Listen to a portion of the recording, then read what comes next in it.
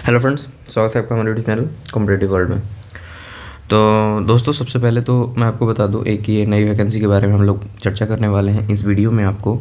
और काफ़ी अच्छी वैकेंसीज में आप इसको गिन सकते हैं। ठीक है, वैकेंसी आपकी क्या रहने वाली है, आपको एनडीए के अंदर, एनडीए पुणे के अंदर ग्रुप सी का कुछ पोस्ट के लिए वैकेंसी निकाली गई है। ठीक है, तो और सबसे अच्छी बात यह है कि इसका फ़ी जो है वो आपको ज़ीरो है, ₹0 फ़ी है, तो आप भर सकते हो।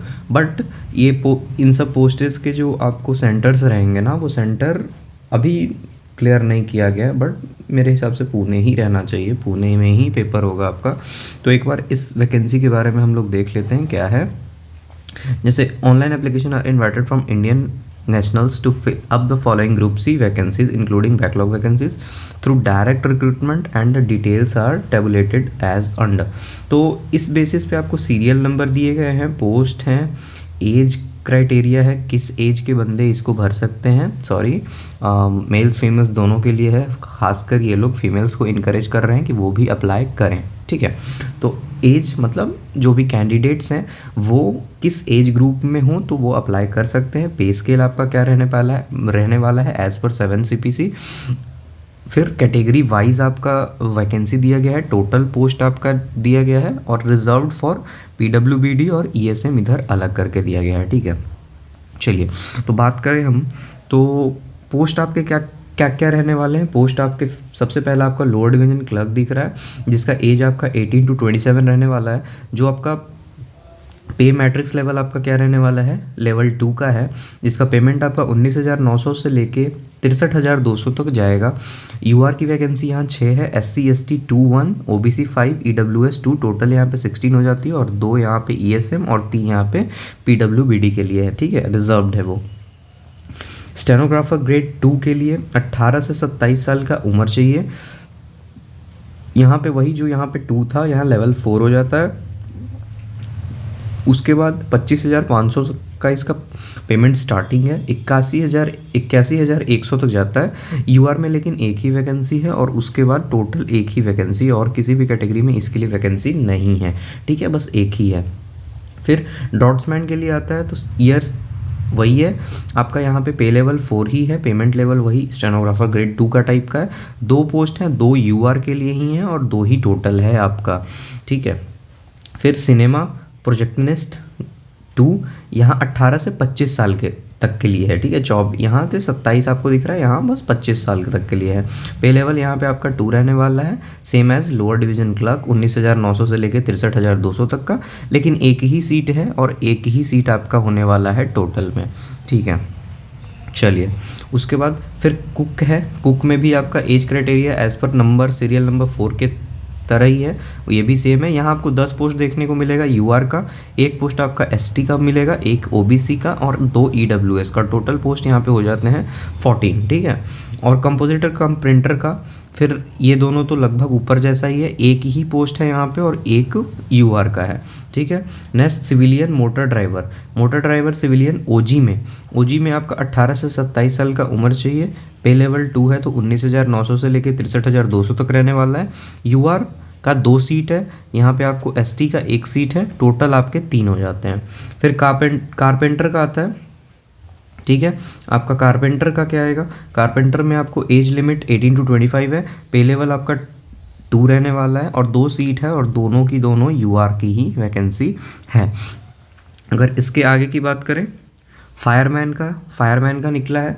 फायरमैन 18 से 27 साल का उम्र है, पे लेवल 2 है आपका, 2 सीट UR की ही है, और यहाँ पे 2 ही सीट है।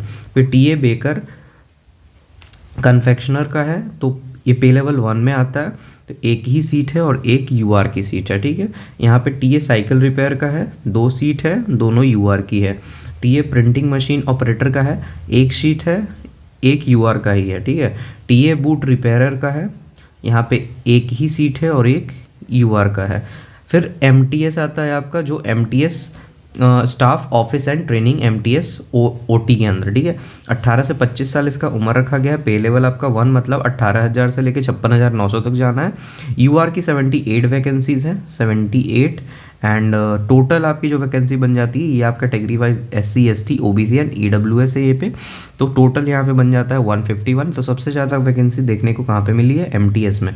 MTS में अंदर आपको UR की ही सिर्फ 78 है, टोटल आपको है MTS के अंदर 151, ठीक है।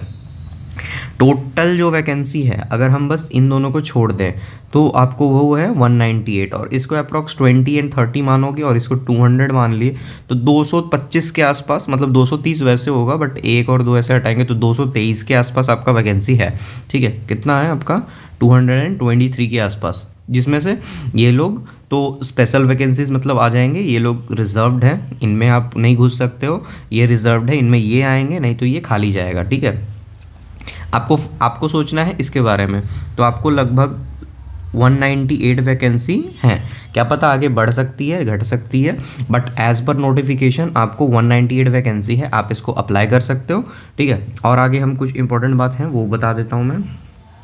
ये देखिए यहाँ पे क्या है ना कि इन्होंने ये इनकरेज करना चाहते हैं, मतलब जेंडर को बैलेंस करना चाहते हैं, एज फीमेल कैंडिडेट्स को भी इनकरेज कर रहे हैं अप्लाई करने के लिए। एक्चुअली नेशनल डिफेंस एकेडमी बहुत अच्छी एकेडमी है, बहुत अच्छा जगह है, जॉब प्रोफाइल इसका काफ़ी सही होता है और डिसिप्लिन काफ़ी होता है, तो ये लोग इनकरेज करना चाहते हैं फीमेल्स को भी, ठीक है। तो जितने भी फीमेल्स अगर इस वीडियो को देख रही हैं तो आप लोग अप्लाई कर सकते हो, ठीक है, ऐसा कोई इशू नहीं है, यहाँ वर्क प्रोफाइल काफ़ी सही रहता है। दूसरा, specified duties for multitasking staff and office training serial number 14 एवव, जो ऊपर आपको 14 नंबर में दिया गया है जो पोस्ट मल्टीटास्किंग का, उसके कुछ स्पेसिफाइड ड्यूटीज़ यहाँ पे आपको दे दिए गए हैं। जैसे the educational qualification for post of MTS और 10th मैट्रिकुलेशन, आपको 10th चाहिए होगा या उसके इक्विवेलेंट कोई चाहिए होगा। परफॉर्म ड्यूटी ऑफ, देखो MTS अगर आप डालोगे तो उसमें आपको ये ड्यूटी परफॉर्म करना पड़ सकता है। जैसे अगर एक कोई क्लर्क के लिए, स्टेनोग्राफर के लिए अप्लाई करेगा तो वो बस उस काम को करेगा, बट आप मल्टीटास्किंग में जाओगे तो आपको कोई सा भी काम करना पड़ सकता है। आप बाद में ये नहीं कह सकते कि मैंने ये नहीं कर सकता या वो नहीं कर सकते। यहाँ बहुत स्ट्रिक्ट डिसिप्लिन होता है इसके अंदर, NDA के अंदर, तो इसके लिए इन्होंने साफ साफ क्लियरली यहाँ पे उस चीज़ के लिए ही दिया है। तो उसमें आपको कुछ भी करना पड़ सकता है, मतलब सफाई वाला, groom, cleaning, horses and stables, cadet orderly, fatigueman, ये मैस वेटर, चौकीदार, ग्राउंड्समैन, माली, storeman, messenger, distributor, sail maker, tender, dozer driver, laboratory attendant, workshop attendant, library attendant, gallery attendant. तो काफ़ी सारा, ऐसा नहीं है कि सिर्फ इसमें आपको सिर्फ अच्छा नहीं मिलेगा। जैसे देखो आप सफाई वाले को लेके सोच सकते हो कि काफ़ी सही नहीं है, बट आप ये सब जो पोस्ट है आपका क्या बोलते हैं, लेबोरेटरी अटेंडेंट, वर्कशॉप अटेंडेंट, तो अवेलेबिलिटी के हिसाब से आपको वो पोस्ट मिलेगी या फिर आपके क्वालिफिकेशन के हिसाब से मिलेगी। अगर आप थोड़े से, मतलब अब ज़रूरी नहीं है कि सिर्फ 10th वाले ही भरेंगे, एज लिमिट 25 तक है, तो ऑलमोस्ट इस एज तक आप ग्रेजुएशन, पोस्ट ग्रेजुएशन भी हो जाते हो और आप इस फॉर्म को अप्लाई कर रहे हो, तो क्या पता अच्छी जगह आपको मिल जाए। और ऐसा भी नहीं होता कि बिल्कुल यही मिलेगा। अगर आप अच्छे क्वालिफाइड हो, कंप्यूटर की नॉलेज रखते हो, तो वो फिर शिफ्ट कर देते हैं आपको, पेमेंट आपका इसका ही रहता है, जगह आपका वो शिफ्ट हो जाता है, ठीक है। तो ये बताना मैंने इसलिए ज़रूरी समझा कि काफ़ी लोग मिसगाइड ना हो जाए, इन्होंने साफ साफ यहाँ पे लिख दिया है, ठीक है। The candidate those are applying for the post of MTS OT in respective of their education qualification are perform to duties of MT OT as mentioned in this note. आपको ये सब सारे काम करने पड़ सकते हैं, आपको किसी एक काम के लिए आप स्पेसिफाइड नहीं रहोगे, आपको कोई सा भी काम वो बोल सकते हैं या कोई सा भी काम के डिपार्टमेंट में आपको डाल सकते हैं, आपको उसका करना पड़ेगा, ठीक है। ये चीज़ आपको नोट नंबर 2 में क्लियरली बता दिया गया है। बाकी नोट नंबर 3 की बात करें तो एज रिलैक्सेशन दिया गया है, वो आपको दिया गया है SC ST के लिए 5 साल, OBC के लिए 3 साल, ठीक है। और जिस तरीके से PWBD और ESM का लगता है वो उस तरीके से एप्लीकेबल होगा। ये आपको बेंचमार्क डिसेबिलिटी के लिए दिया गया है कि यहाँ पे जो रिजर्व पोस्ट हैं आपका LDC में 3 होंगे और MTS में आपके 7 हैं, ठीक है। यहाँ पे आपको रिजर्व फॉर PWBD और देखने को मिल रहा है कैसे कैसे किस डिसेबिलिटी के लिए कितने कितने पोस्ट आपको यहाँ पे देखने को, यहाँ 3 है जैसे तो 1 1 1 1 है, यहाँ 2 1 1 1 3 है, ठीक है। नीचे में आपको मेन आता है इंस्ट्रक्शन फ्रॉम कैंडिडेट्स। कैंडिडेट्स का क्या है, the online application form need to be filled online on website. आपको वेबसाइट यहाँ पे जाना है, मैं आपको एक और जगह बता देता हूँ जहाँ से आप भर सकते हो। ये देखो, ये आपको वेबसाइट है, यहाँ से आप जा सकते हो। In the last date of submission is 21 days from the date of public advert.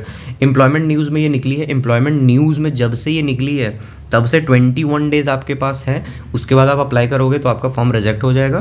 तो 21 दिन के आसपास है आपके पास। और online only online application will be accepted, सिर्फ ऑनलाइन एप्लीकेशन ही जाएगा। तो ठीक है, ऑनलाइन एप्लीकेशन आपको सबमिट करना है, उसका आपको प्रिंट आउट निकाल के रख लेना है फ्यूचर के लिए। Candidate request not to send any application print out certificate copies to NDA by post. आपको एनडीए को किसी भी तरह से पोस्ट का बाई पोस्ट से किसी भी तरह का सर्टिफिकेट, किसी भी तरह का प्रिंट आउट नहीं भेजना है। तीसरा नंबर है candidate must carefully read all instruction which available on the website इतना बिफोर फिलिंग ऑनलाइन एप्लीकेशन। आप जब भी अप्लाई करने जाओगे तो आप वेबसाइट को एक बार ज़रूर विजिट कर लोगे, वहाँ कुछ इंपॉर्टेंट इन्फॉर्मेशन एक्स्ट्रा भी हो सकती है, ठीक है, उसको आप एक बार देख लोगे।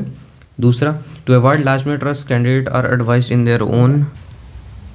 तो नंबर 4 में आपको बस यही कहा गया है। नंबर 4 में आपको कहा गया कि आप लास्ट मिनट रश से बचो। उसके लिए आपको क्या करना होगा, अगर आप भरना चाहते हो, अगर आप इंटरेस्टेड हो, तो आप लास्ट मिनट का वेट मत करो, आप लास्ट डेट ख़त्म होने से पहले पहले भर लो, क्योंकि फिर साइट स्लो हो सकती है, बहुत तरह के प्रॉब्लम आ सकते हैं, बस वो, ठीक है।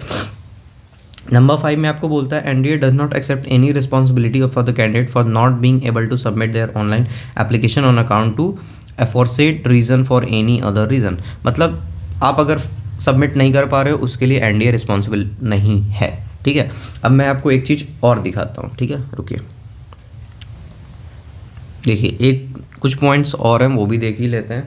6 नंबर में उतना कुछ खास है नहीं। 7 नंबर आपका बताता है कि ज़रूरी नहीं कि अगर आपने फॉर्म भर दिया तो आपको सिलेक्शन टेस्ट के लिए बुलाया ही जाएगा, ठीक है। वो डिपेंड करता है कि कितने नंबर ऑफ़ एप्लीकेशन रिसीव्ड होते हैं। जितने नंबर ऑफ़ एप्लीकेशन रिसीव्ड होंगे उस हिसाब से वो लोग क्या करते हैं ना कि आपका जो मिनिमम क्वालिफिकेशन होता है, जैसे मान लो ग्रेजुएशन है आपका, अगर ग्रेजुएशन पे डिमांड है, ग्रेजुएशन में नंबर आपका कम है, अगर नंबर कम है तो कैंडिडेट ज़्यादा हैं, नंबर कम है कैंडिडेट ज़्यादा हैं, तो वो उस मिनिमम क्वालिफिकेशन के मार्क्स पे कैंडिडेट को छाटेंगे, मतलब शॉर्ट लिस्ट करेंगे, और वो उतने कैंडिडेट को सेलेक्ट करेंगे जितना वैकेंसी है उसके 10 गुना कैंडिडेट को बुलाएंगे, ठीक है, ईच कैटेगरी से, ठीक है। जितना एडवर्टाइजमेंट में जितना वैकेंसी निकला है, मान लो 6 वैकेंसी है तो 6 गुना 10 कितना हो गया, आपको 60 लोग को बुलाएंगे, और इससे ज़्यादा जो भी होंगे वो एजुकेशनल क्राइटेरिया पे छट जाएंगे, मतलब शॉर्ट लिस्ट हो जाएंगे। फिर उसके बाद 4 टाइम्स बुलाएंगे किसको, स्किल टेस्ट के लिए, ठीक है, based on written test mark. आपका जो रिटन टेस्ट में जो मार्क्स होगा उस पर बेस्ड आपका उस वैकेंसी 4 टाइम्स को बुलाएंगे वो, ठीक है, मतलब जितने भी रिटन टेस्ट को क्वालिफाई करेंगे उसके बाद जो स्किल टेस्ट होगा उसमें 4 टाइम्स बच्चों को बुलाया जाएगा, ठीक है। उसके बाद फाइनल रिगार्ड इसके बारे में बताया जाएगा। चलिए, उसके बाद आपका फिर only short listed candidate will initiated for selection test. चलो, इतना और कुछ नहीं है। और कोविड-19 में आपको ध्यान रखना है, दूरी बना के रखना है, इंस्ट्रक्शन गाइडलाइन सब फॉलो करना है सेंट्रल गवर्नमेंट के, जो भी है वैक्सीनेशन सर्टिफिकेट आपके पास होना चाहिए। हाँ, मेन ज़रूरी बात ये है कि अगर इन्होंने लिखा है तो भाई स्ट्रिक्टली आपके पास होना चाहिए। No candidate will be permitted without providing vaccination certificate at the entrance during the selection test, ठीक है। इसमें आपको आपके पास आपने कभी वैक्सीन लिया होगा, वैक्सीन का सर्टिफिकेट भी मिला होगा, आपको सबके पास होगा, आपको डिजी लॉकर में मिल जाएगा। आप अपने आधार नंबर से या जिससे भी लॉगिन करोगे ना मोबाइल नंबर से, तो आपको वहाँ पे मिल जाएगा, तो आप वहाँ से डाउनलोड कर लोगे अगर आपको इसमें भरना है, ठीक है। चलिए, तो ये था आपका ये। अब बताता हूँ कि आप कहाँ से भर सकते हो और इसकी फ़ीस वीस ज़ीरो है या नहीं है, मैं ऐसे ही बोल रहा हूँ या क्या बोल रहा हूँ, मैं आपको दिखा देता हूँ। चलिए देख लीजिए, हम लोग आ गए हैं इस साइट पे। ये जो है आपका ये NDA Pune group C recruitment 2024 apply online for various 198 post आपको दिख रहा है। 27 जनवरी का पोस्ट ही है ये, 11:50 PM, मतलब रात को आया था ये। चलिए, रिलीज किया गया है, क्या क्या किस किस पोस्ट के लिए किया गया है वो तो हमने आपको बता दिया। 16 फरवरी आपका लास्ट डेट रहने वाला है, क्योंकि 21 दिन उस दिन हो जाएगा। बाकी बात रही एप्लीकेशन फ़ी की, तो एप्लीकेशन फ़ी आप यहाँ पर फिर से देख लो, ये चीज़ देख लो, ये वही चीज़ है जो मैंने अभी आपको नोटिफिकेशन दिखाया था, ये इसका ऑफिशियल नोटिफिकेशन था। अब मैं आपको बता देता हूँ अप्लाई कहाँ से करोगे। अप्लाई करने में आपको कुछ नहीं करना है, सिंपली अगर आपको साइट नहीं मिलता है आपको क्या करना है, सरकारी रिज़ल्ट अगर आप लिखते हो साइट पे सीधे आपको खुल जाएगा। सरकारी रिजल्ट में 3 सेक्शन होते हैं। यहाँ आपको रिजल्ट का सेक्शन होगा, यहाँ आपको एडमिट कार्ड का सेक्शन होगा, यहाँ आपको न्यू वैकेंसीज मतलब न्यू फॉर्म्स के सेक्शन होगा। यहाँ आपको ऊपर से तीसरे में ये मिल जाएगा। तीसरे में आज की बात कर रहा हूँ, क्या पता आगे फॉर्म्स कुछ आ गए तो थोड़ा सा नीचे चला जाएगा, तो वहाँ पे आपको सर्च कर लेना है। उस पर आप जैसे क्लिक करोगे तो आपको ये पेज खुलेगा जो अभी आपको स्क्रीन पे दिख रहा है। उसके बाद आपको कुछ नहीं करना, यहाँ पे आप देख सकते हो फ़ी, एप्लीकेशन फ़ी में जनरल, अदर स्टेट, जनरल या अदर स्टेट मतलब जो पुणे के हैं उनके लिए अदर स्टेट लिख दिया है, जो पुणे के बाहर से अप्लाई कर रहे हैं उनके लिए भी ज़ीरो है। ओबीसी बीसी सब ज़ीरो है, एससी एसटी जो भी है। No application fee for all the candidate only registered online, जो भी रजिस्टर्ड ऑनलाइन हैं उनके लिए किसी भी तरह का कोई फ़ी नहीं लग रहा है। और general, OBC, EBC, EWS, SC ST, PWD, ESM किसी के लिए कोई सा फ़ी नहीं है, सब ज़ीरो है। ठीक है। एप्लीकेशन डेट्स आप डेट्स याद रख सकते हो। 27 तारीख से फॉर्म स्टार्ट हुआ है, 16/2 को लास्ट डेट है, जिस दिन 21 दिन पूरा हो जाएगा। ठीक है। लास्ट डेट एग्ज़ाम फ़ी पे करने का 16/2 है, जो कि एक्चुअली है नहीं क्योंकि ज़ीरो है। एग्ज़ाम डेट अभी नहीं बताया गया है, वो एज़ पर शेड्यूल मतलब जब भी शेड्यूल हो जाएगा तब बता दिया जाएगा। और नोटिफाइड जब एग्ज़ाम शेड्यूल आ जाएगा उसके 7 से 8 दिन या 10 दिन पहले आपका एडमिट कार्ड आ जाएगा। ठीक है। बाकी पोस्ट की डिटेल्स मैंने आपको सब बताई दी, कितने कितने कौन से पोस्ट हैं आपके, क्या क्या। अगर आप देखना चाहो एक बार एलिजिबिलिटी तो वो मैं एक बार आपको बता देता हूँ। एमटीएस के लिए आपको 10th चाहिए किसी भी बोर्ड से। एलडीसी के लिए आपको 10+2 चाहिए, प्लस टाइपिंग चाहिए 35 वर्ड पर मिनट इंग्लिश में या 30 वर्ड पर मिनट हिंदी में। स्टेनोग्राफर के लिए आपको 10+2 चाहिए। डिक्टेशन आपको 80 वर्ड पर मिनट चाहिए। ट्रांसक्रिप्शन आपको 50 मिनट इंग्लिश और 65 मिनट हिंदी। और का मतलब या तो इंग्लिश चाहिए या तो हिंदी चाहिए। ठीक है। बाकी मैं इसमें आपको ड्रॉट्समैन में ये चाहिए 10+2, डिप्लोमा चाहिए इन ड्रॉट्समैनशिप 2 years ऑफ, और ITI certificate as draughtsman with 2 year experience. तो इसमें थोड़ा सा एक्सपीरियंस वाला लोचा है और एक डिप्लोमा वाला भी है, तो आप वो देख सकते हो। इसमें आपको 10+2 चाहिए प्लस 2 year एक्सपीरियंस चाहिए ही चाहिए। इसके नीचे लगता है सब में एक्सपीरियंस चाहिए। यहाँ भी आपको 2 year का एक्सपीरियंस देखने को मिल रहा है, यहाँ भी आपको 2 year का एक्सपीरियंस देखने को मिल रहा है। इस वाले में आपको ये तो ड्राइवर का है, तो ड्राइविंग लाइसेंस तो चाहिए ही चाहिए फॉर हैवी व्हीकल्स, क्योंकि वहाँ आपको ट्रक्स चलाने पड़ सकते हैं। मतलब जो बड़ी गाड़ियाँ होती हैं, आर्मी वाले जो मस्त होते हैं ना, रोड पे चलते हैं, मोटे मोटे टायर वाले, ग्रीन कलर में जो होते हैं वो। तो और साथ में आपको 2 year का एक्सपीरियंस यहाँ भी चाहिए। ठीक है। चलिए, तो और कुछ खास इसमें नहीं है, बाकी तो आप सब देख ही सकते हो। मैंने बता दिया कि आप किस तरीके से अप्लाई कर सकते हो। डेट्स आपके पास अभी काफ़ी अवेलेबल हैं, तो आप अगर चाहो कि आपको अप्लाई करना है तो आपके लिए एक और वैकेंसी आ गई है। तो मैंने ऑलरेडी एक चैनल प्लेलिस्ट बना रखा है, जिसमें आपको 2024 में जितने गवर्नमेंट जॉब्स आएंगे वो आपको वहाँ पे देखने को मिल जाएंगे। ठीक है। तो आप लोग चैनल के साथ ज़रूर जुड़े रहिए, सब्सक्राइब कर लीजिएगा, अच्छा लगे तो लाइक कीजिएगा। एंड चैनल, बस एक बात है कि वीडियो को शेयर ज़रूर कीजिएगा कि ज़्यादा से ज़्यादा लोग इस फॉर्म को या किसी भी वीडियो तक पहुंच सकें। ठीक है। चलिए, थैंक यू।